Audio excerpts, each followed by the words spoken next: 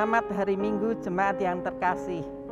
Pada hari ini, Minggu 29 Agustus 2021, kita melakukan ibadah bersama keluarga secara online. Ibadah ini akan dilayani oleh Pendeta Enos Bayu Setiadi dan Saudara Yohanes Filbert Suwandi. Marilah kita menyiapkan hati untuk memasuki peribadatan ini.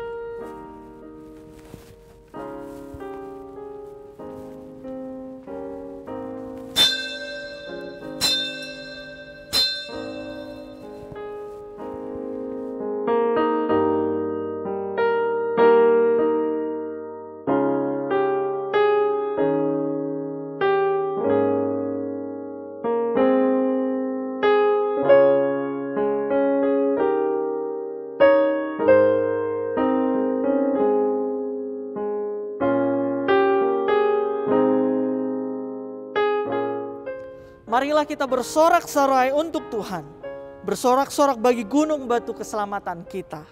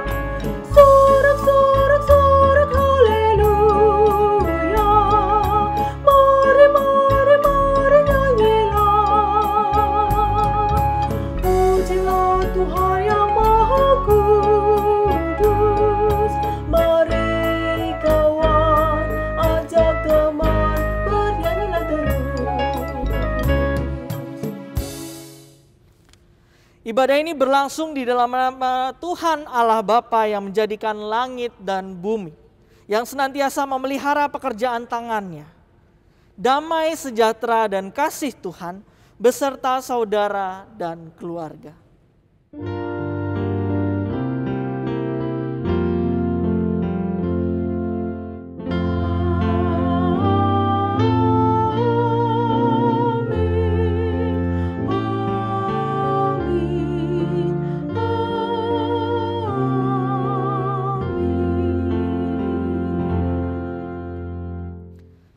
Umat yang dikasihi Tuhan, tema ibadah minggu ini adalah hidup beriman yang benar.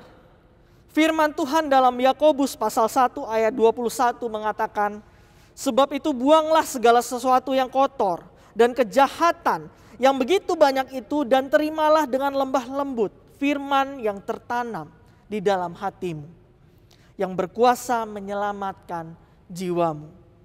Kiranya ibadah hari ini membangkitkan semangat kita untuk memahami dan melakukan apa yang dikehendaki Allah dalam hidup kita.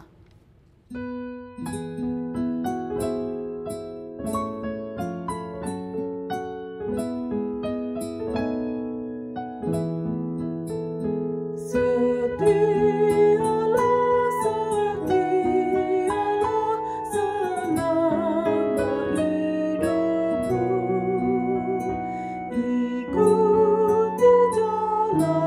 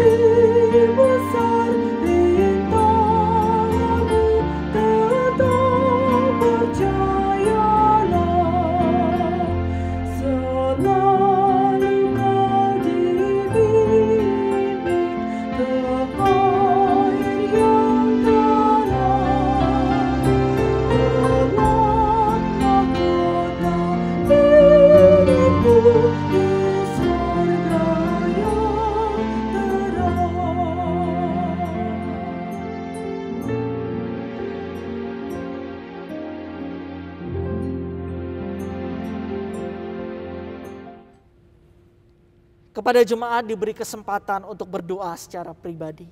Mari kita mengakui doa-doa pengakuan dosa kita.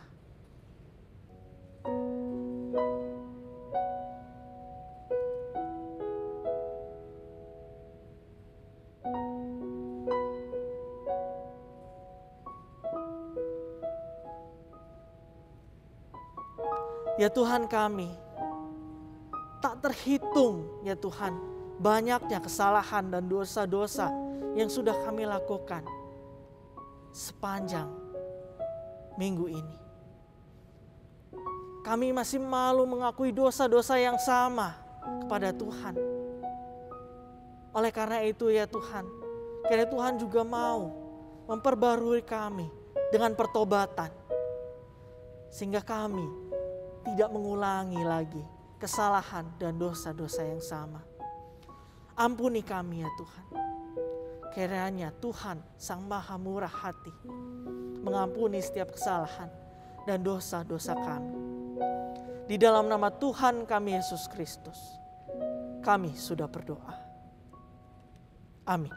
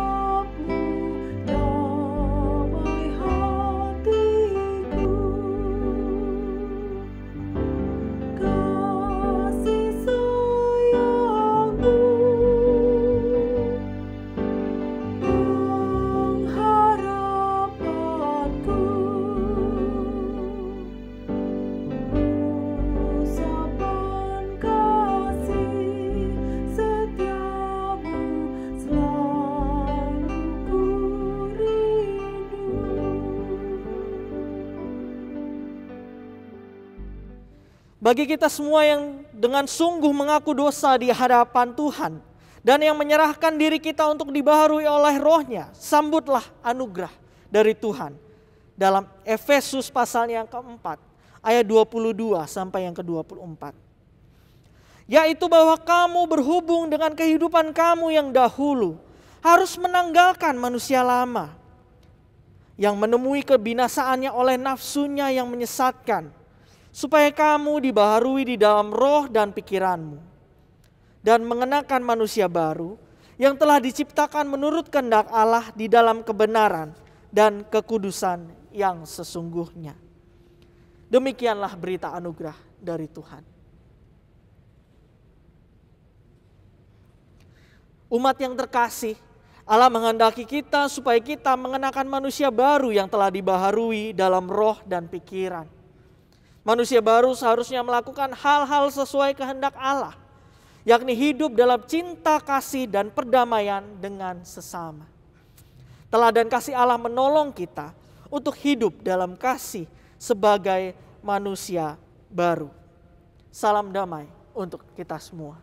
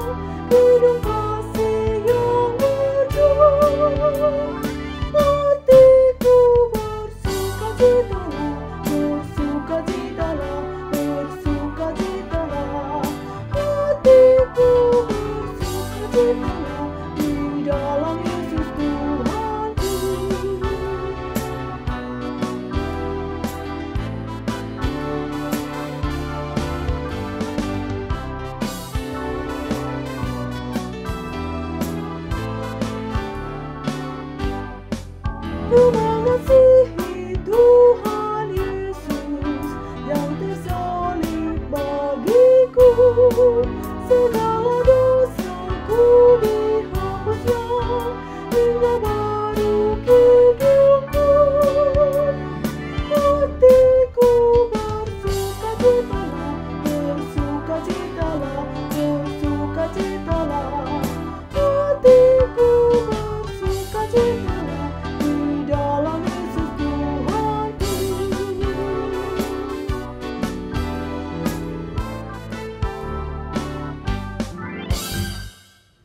Umat yang terkasih, sebelum kita mendengarkan kebenaran firman Tuhan, mari kita bersatu di dalam doa. Mari kita berdoa. Ya Tuhan yang baik, jika sebentar kami akan mendengarkan kebenaran firman Tuhan yang disampaikan oleh pendeta Enos Bayu, kiranya Tuhan mau memperlengkapi hamba-Mu ini, sehingga apapun yang keluar dari mulut hamba-Mu ini ya Tuhan, kebenaran firman Tuhan dapat dinyatakan dengan baik. Kami yang lemah dan terbatas ini kiranya Tuhan juga mau lingkupi dengan hikmat-Mu, sehingga firman ini tidak hanya kami dengar saja, namun kami dapat hidupi, dapat kami terapkan dalam kehidupan kami hari lepas hari. Berfirmanlah ya Tuhan, kami siap untuk mendengar. Di dalam nama Tuhan kami Yesus Kristus, kami sudah berdoa. Amin. Dalam perjalanannya bersama para muridnya, Yesus bersoal jawab dengan para ahli Taurat dan orang Farisi mengenai adat istiadat orang Yahudi yang diabaikan para murid Yesus. Dengarkanlah Injil Yesus Kristus dalam Markus pasal 7 ayat 1 sampai dengan 8. Dilanjutkan dengan ayat 14 sampai dengan 15. Dan dilanjutkan lagi dengan dari ayat yang 21 sampai dengan yang 23. Sebagaimana diceritakan dalam video berikut. Pada suatu kali serombongan orang Farisi dan beberapa ahli Taurat dari Yerusalem datang menemui Yesus. Mereka melihat bahwa beberapa orang muridnya makan dengan tangan najis, yaitu dengan tangan yang tidak dibasuh. Sebab orang-orang Farisi seperti orang-orang Yahudi lainnya tidak makan kalau tidak melakukan pembasuhan tangan lebih dulu, karena mereka berpegang pada adat istiadat nenek moyang mereka. Dan kalau pulang dari pasar, mereka juga tidak makan kalau tidak lebih dahulu membersihkan dirinya. Banyak warisan lain lagi yang mereka pegang, umpamanya hal mencuci cawan, kendi, dan perkakas-perkakas tembaga. Karena itu, orang-orang Farisi dan ahli-ahli Taurat itu bertanya kepadanya, "Mengapa murid-muridmu tidak hidup menurut adat istiadat nenek moyang kita, tetapi makan dengan tangan najis?"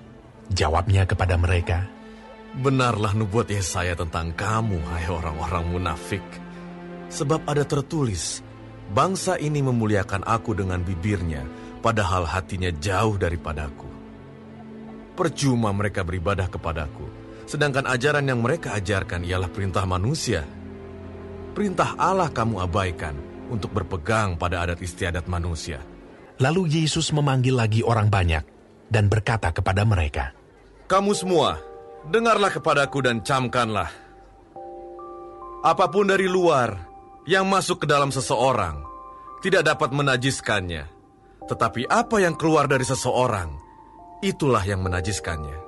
Sebab dari dalam, dari hati orang, timbul segala pikiran jahat, percabulan, pencurian, pembunuhan, perzinahan, keserakahan, kejahatan, kelicikan, hawa nafsu, iri hati, hujat, kesombongan, kebebalan. Semua hal-hal jahat ini timbul dari dalam dan menajiskan orang." Demikianlah Injil Tuhan Yesus Kristus. Berbahagialah mereka yang mendengarkan firman Allah, yang memeliharanya dan menghidupinya dalam kehidupan hari lepas hari. Haleluya.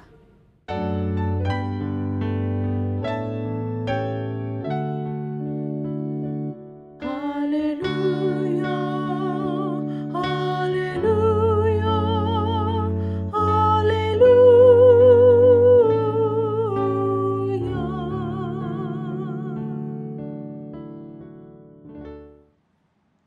Saudara-saudara yang dikasihi dan mengasihi Tuhan, salam jumpa dengan saya Pendeta Enos Bayu Setiadi. Saya melayani di GKI Masaran Sragen. Senang bisa melayani saudara-saudara semua jemaat GKI Cinere. Saudara, ketika saudara berkunjung ke rumah seseorang, lalu melihat ada kaleng yang terkenal semacam ini, maka saudara akan tahu kira-kira apa yang menjadi isinya. Tetapi ketika saudara membuka, ternyata isinya adalah karak, mungkin saudara akan terkejut dan bahkan kecewa. Ekspektasinya akan makan roti, ternyata isinya lain. Kemasannya apa, isinya apa, lain. Hal semacam ini saudara menggambarkan kehidupan kita sebagai manusia. Manusia terdiri dari dua bagian, kemasan dan isi. Kemasan adalah apa yang ditampilkan oleh seseorang, sedangkan isi adalah apa yang ada di dalam diri seseorang yang menjadi sumber motivasi. Bisa rasa, bisa apa yang dipikirkan, apa yang menjadi keputusan-keputusan di dalam dirinya, bisa merupakan sikap dan tindakan. Oleh karena itu, saudara, jangan mudah tertipu dari apa yang ditampilkan oleh seseorang. Saya pernah melayani di satu jemaat. Setelah selesai, saya mengajak istri saya untuk pergi jalan-jalan. Lalu kami berganti pakaian. Saya hanya menggunakan kaos dan celana pendek biasa serta sandal jepit. Lalu kami turun dari guest room gereja menuju pintu gerbang untuk keluar. Tetapi kami dihampiri oleh seorang satpam dan tiba-tiba dengan nada tinggi dan marah ia bertanya, "Anda siapa? Anda dari mana? Lalu dengan tersenyum saya menjawab, saya yang melayani ibadah tadi. Seketika itu juga berubah sikap dari satpam tadi. Lalu ia menyampaikan, oh Bapak pendeta yang khotbah tadi. Bapak mau kemana? Ada yang bisa saya bantu? Saudara, seringkali orang tertipu dengan apa yang ditampilkan. Bisa saja orang terlihat secara tampilan baik, keren, bahkan menunjukkan atribut keagamaan. Namun bisa saja kata-kata dan orientasi sikapnya cenderung buruk, mengarah pada kebencian, mengarah pada diskriminasi dan kekerasan.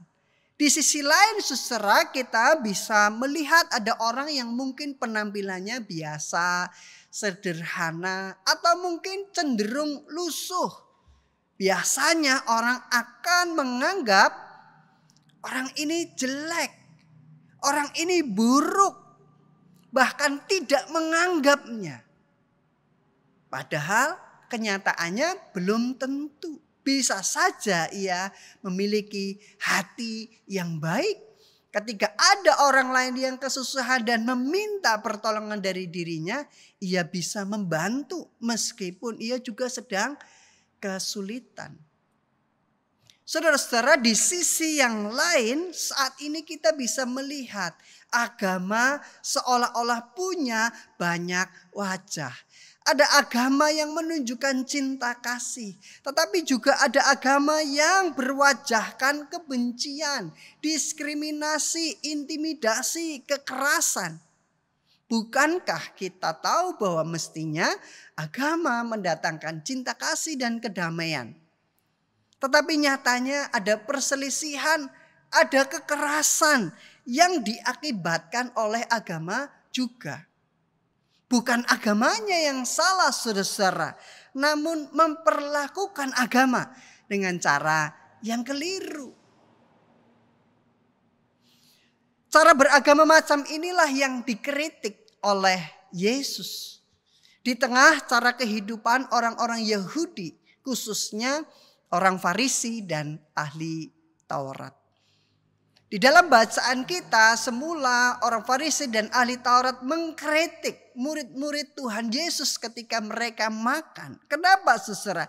Karena mereka tidak membasuh tangan mereka sebelum makan. Bagi mereka hal ini najis dan tidak kudus. Melanggar adat istiadat nenek moyang orang-orang Yahudi. Kritikan mereka bukan didasarkan pada soal cara makan yang higienis dan menyehatkan. Tetapi justru pada soal kepatuhan pada adat istiadat. Mereka adalah orang-orang yang mengejar kepatuhan atau kesalehan ritual semata. Tanpa melihat dengan jelas, dengan dalam apa yang menjadi inti dan perintah Allah dalam kehidupan mereka. Mereka hanya sekedar memandang aturan keagamaan itu sebagai hukum yang sungguh-sungguh harus dipatuhi. Memang saudara, Tuhan Yesus tidak menjawab soal kritikan orang Farisi dan ahli Taurat tentang tidak membasuh tangan. Karena Tuhan Yesus justru melihat ada masalah yang serius yang dilakukan oleh orang Farisi dan ahli Taurat.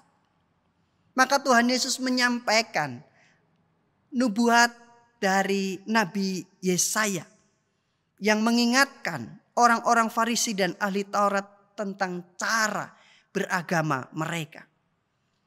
Bahwa mereka lebih memilih menjadi orang yang munafik.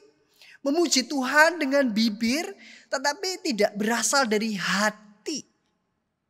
Di ayat yang ke-6 saudara dikatakan bangsa ini memuliakan aku dengan bibir. Padahal hatinya jauh daripadaku.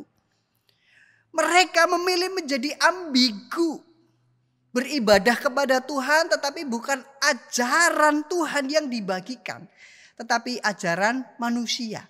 Di ayat yang ke-7, percuma mereka beribadah kepadaku, sedangkan ajaran yang mereka ajarkan adalah perintah manusia.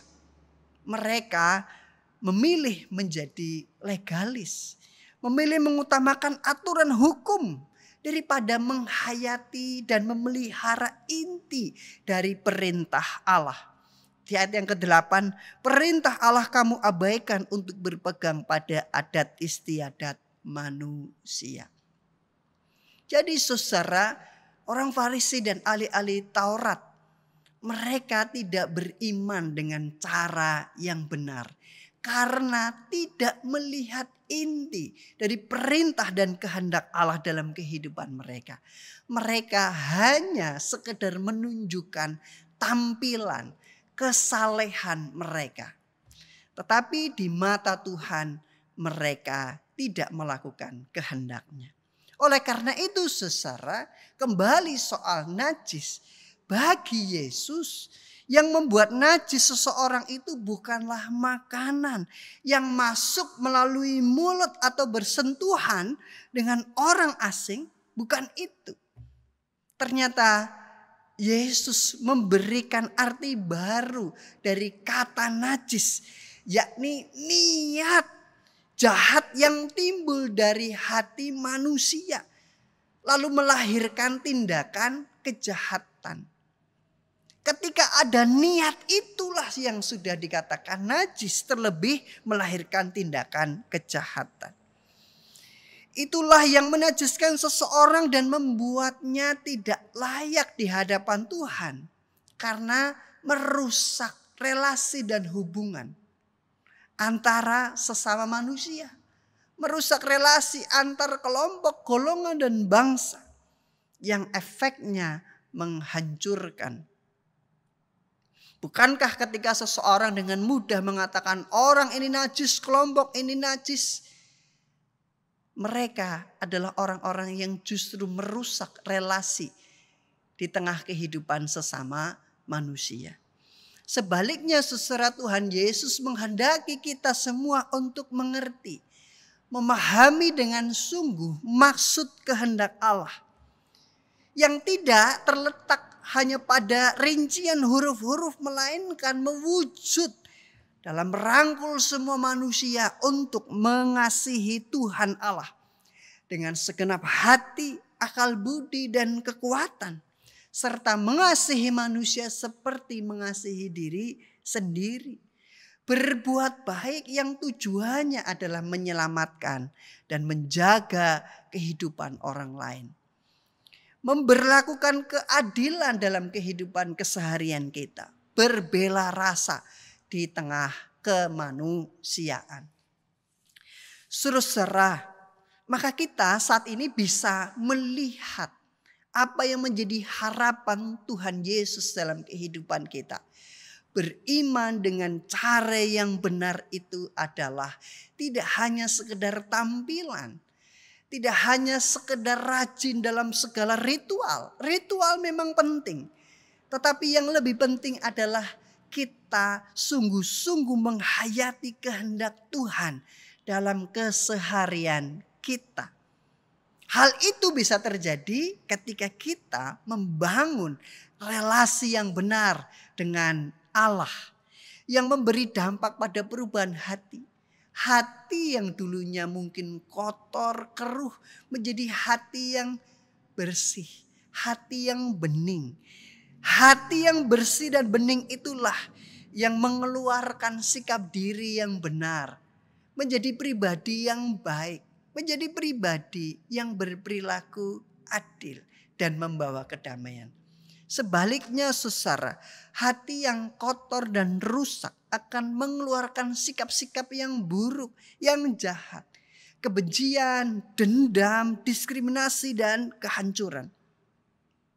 Tentu sebagai manusia kita sadar tidak ada yang sempurna dari diri kita.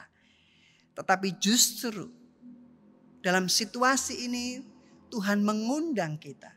Tuhan menawarkan kita untuk hidup di dalam relasi yang benar dengan Allah. Beriman dengan sungguh-sungguh dan bergantung sepenuhnya kepada Tuhan. maka kita percaya Tuhan akan membentuk kita, menyucikan hati kita. Sehingga kita boleh menjadi umat Tuhan yang benar. Saudara, mari kita melihat kehidupan bangsa kita.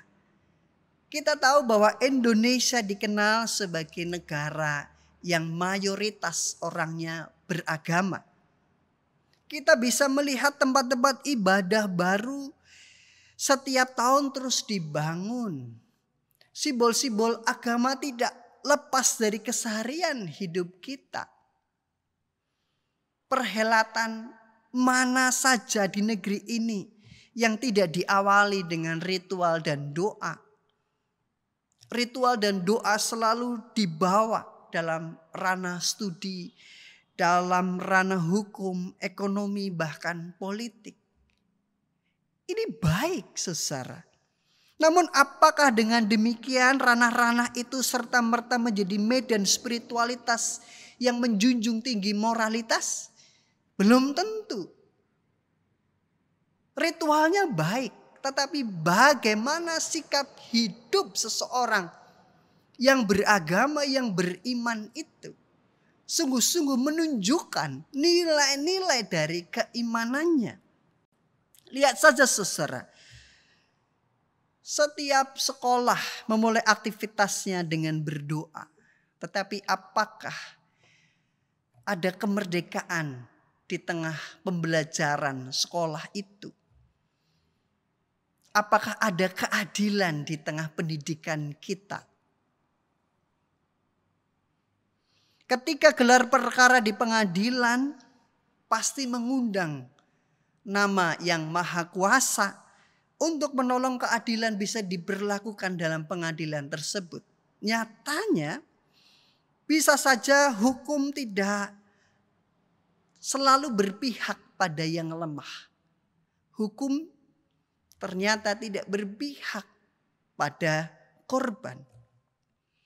Kalau misalnya kegiatan ekonomi, jelas kita bisa menyaksikan kadang-kadang kompetitor tidak lagi dipandang sebagai partner bisnis, melainkan sebagai lawan yang harus dihancurkan. Lalu dari segi politik kita bisa melihat ada kelompok-kelompok, ada ormas-ormas, ada partai yang berasaskan agama. Apakah sungguh-sungguh mencerminkan nilai-nilai keagamaan mereka? Dan kita tentu tahu apa jawabnya. Nah, atas semuanya ini saudara, mari kita berefleksi pada diri kita masing-masing. Apakah kita sudah beragama, beriman dengan benar? Apakah hanya sekedar tampilan saja supaya kita terkesan baik, terkesan suci, terkesan saleh? Atau memang kita sungguh-sungguh menghayati dalam kelemahan, dalam keberdosaan kita. Kita mengharapkan Tuhan membentuk kita menjadi pribadi yang lebih baik. Terus mau merendahkan diri, diproses dan dibentuk oleh Tuhan. Jika keimanan kita tidak pernah memberi warna dan menggarami kehidupan aspek sosial kita, maka kita telah menjadi bagian dari orang-orang yang munafik. Oleh karena itu saudara, mestinya kita sebagai murid-murid Tuhan Yesus, kehidupan kita menampilkan integritas. Satunya kata dan perbuatan, satunya keyakinan dan pengakuan iman, dan praktik dalam kehidupan sehari-hari. Apa yang kita tampilkan harus mewujud dalam tindakan, kata-kata dan sikap kehidupan kita yang baik juga. Mari menjadi pribadi yang jujur. Jujur dengan diri sendiri. Kalau kita memang punya kelemahan, akui kelemahan itu tanpa harus ditutup-tutupi dengan tampilan-tampilan yang seolah-olah baik, tetapi sebenarnya di dalam diri kita tidak baik. Ada istilah saudara, it's okay not to be okay. Gak apa-apa kalau saudara tidak baik-baik saja. Justru berdamailah dengan kerapuhan berdamailah dengan kelemahan setiap kita dan datang kepada Tuhan. Jangan menjadi pribadi yang menghakimi orang lain karena menganggap diri ini lebih baik. Jangan menjadi pribadi yang anti kritik dan suka mengkritik orang lain. Tetapi mari bersama-sama membangun kehidupan pribadi lepas pribadi, membangun kehidupan bersama yang lebih baik. Saudara, jika semua berasal dari hati, maka bersihkan dan murnikan hati. Datanglah kepada Tuhan, hiduplah dalam spiritualitas yang terus mau dimurnikan kehidupan dan hati kita. Karena dari hati yang murni dan bersih akan terpancar kasih, keadilan, dan perdamaian. Selamat memancarkan hati yang murni dan bersih. Karena demikian kita boleh menampilkan cara hidup beriman yang benar. Amin. Tuhan Yesus memberkati. Saat hening bagi kita.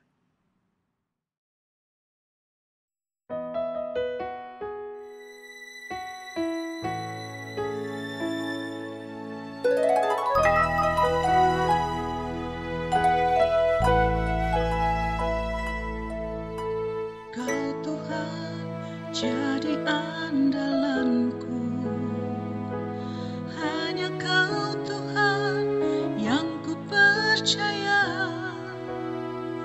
Di saat aku sudah tak mampu,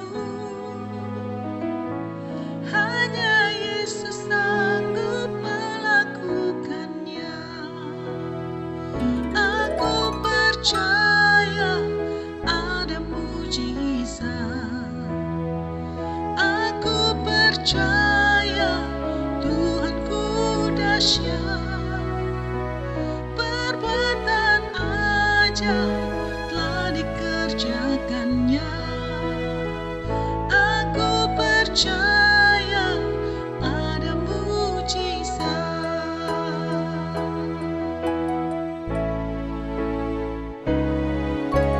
Kau Tuhan jadi andalanku, hanya Kau Tuhan yang ku percaya. Di saat aku sudah tak mampu, hanya Yesus sanggup melakukannya. Aku percaya ada mujizat. Aku percaya Tuhanku dahsyat. Perbuatan ajaib telah dikerjakannya. Aku percaya ada mujizat. Aku percaya ada mujizat. Aku percaya Tuhanku dahsyat. Perbuatan ajaib telah dikerjakannya. Aku percaya ada mujizat.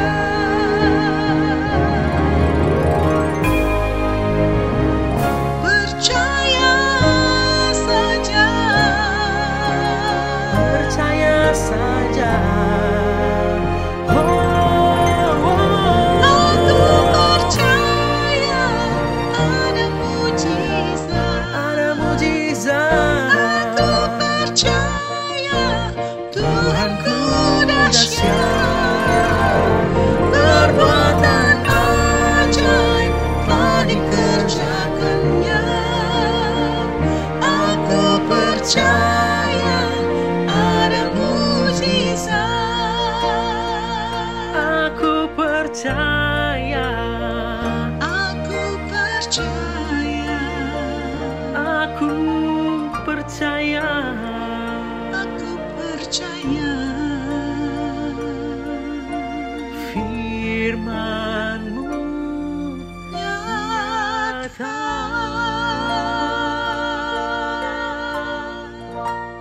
「Marilah kita bersama umat Allah di masa lalu, masa kini, dan masa depan mengingat iman pada baptisan kita menurut pengakuan iman rasuli.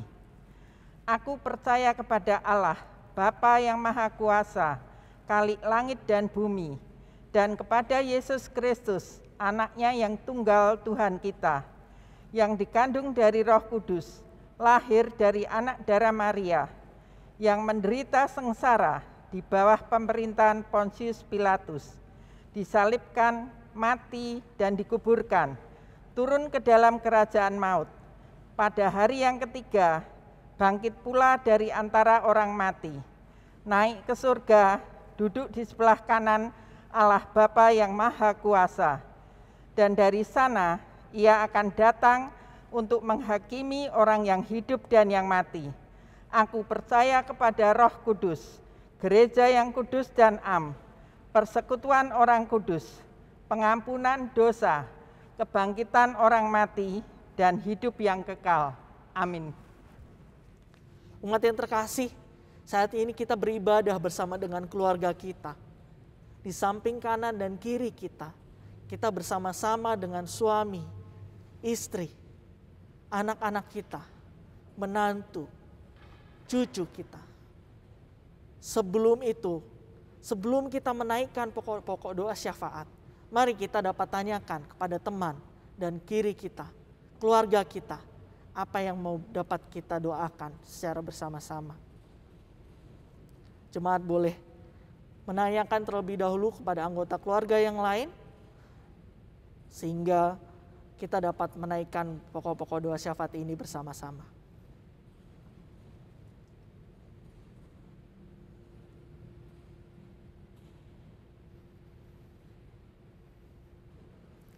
Mari kita menaikkan pokok-pokok doa syafaat kita.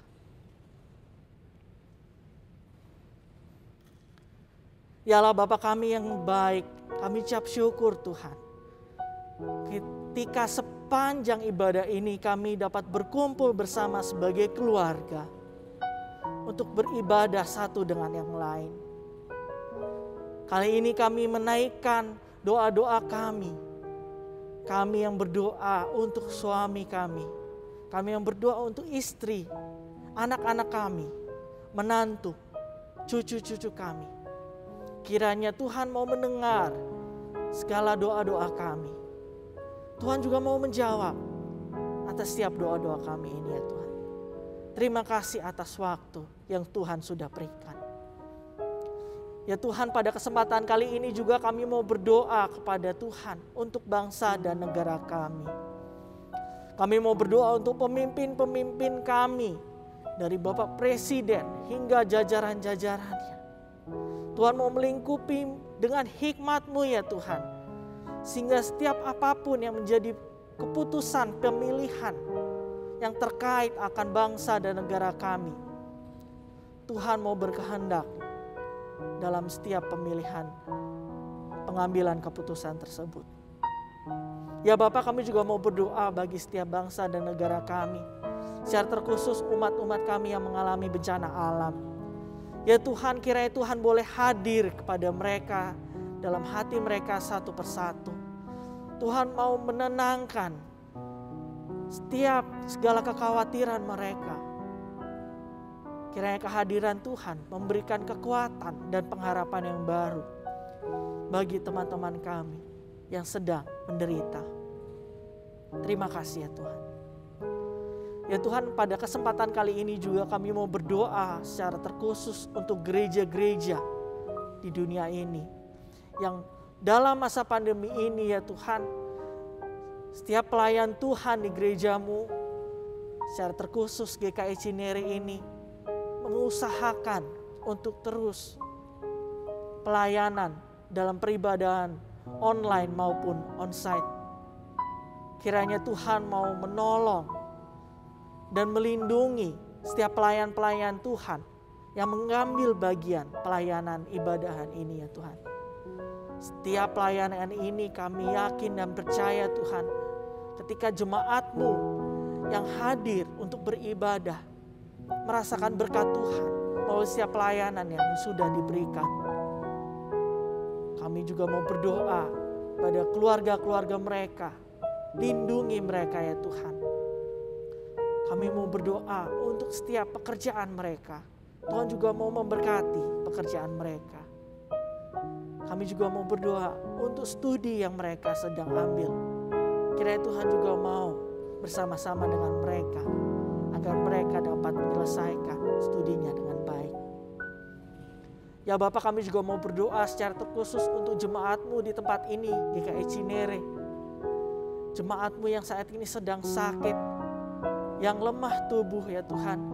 Namun ia masih semangat dan berharap akan Kristus. Kiranya Tuhan menguatkan secara pribadi akan iman dan imunnya. Iman yang akan terus terpancar pada Kristus. Sehingga melalui pengharapannya saja, teman-teman kami, jemaat-jemaat kami yang saat ini sedang sakit, yang lemah tubuh, boleh dikuatkan kembali. Tuhan juga mau menguatkan imun mereka ya Tuhan. Bagi mereka yang sedang isoman, kiranya Tuhan mau memakai setiap usaha-usaha mereka melalui obat-obatan, vitamin yang dikonsumsi, makanan dan minuman. Kiranya Tuhan juga mau bergerak melalui setiap tenaga medis, dokter, perawat. Ketika ada anggota keluarga juga yang merawat, Tuhan memberikan tenaga yang ekstra. Sehingga kiranya melalui cinta kasih Tuhan beserta dengan setiap usaha anggota keluarga yang lain, boleh memulihkan jemaat kami yang sedang lemah tubuh dan yang sakit. Kami mau membawa segala doa-doa syafaat kami ini ya Tuhan. Dan Tuhan mau sempurnakan sama seperti Tuhan sudah mengajar kami berdoa. Bapa kami yang di surga, dikuduskanlah nama-Mu. Datanglah kerajaan-Mu. Jadilah kehendak-Mu di bumi seperti di surga. Berikanlah kami pada hari ini makanan kami yang secukupnya. Dan ampunilah kami akan kesalahan kami, seperti kami juga mengampuni orang yang bersalah kepada kami. Dan janganlah membawa kami ke dalam pencobaan, tetapi lepaskanlah kami daripada yang jahat. Karena Engkaulah yang empunya kerajaan dan kuasa dan kemuliaan sampai selama-lamanya. Amin. Marilah kita membawa persembahan kepada Tuhan dengan mengingat Roma 12 ayat 1.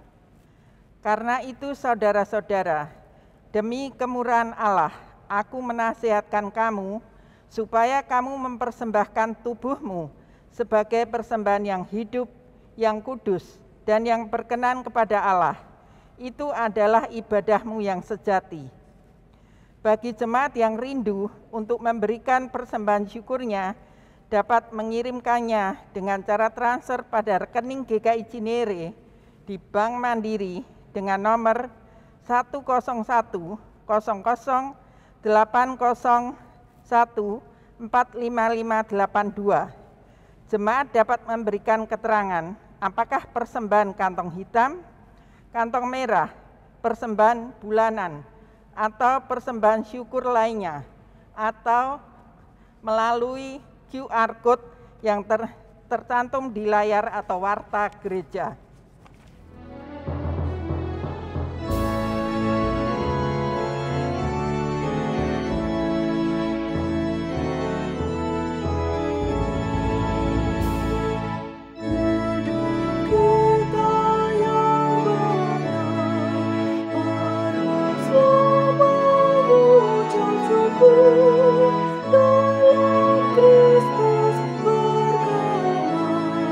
Janganlah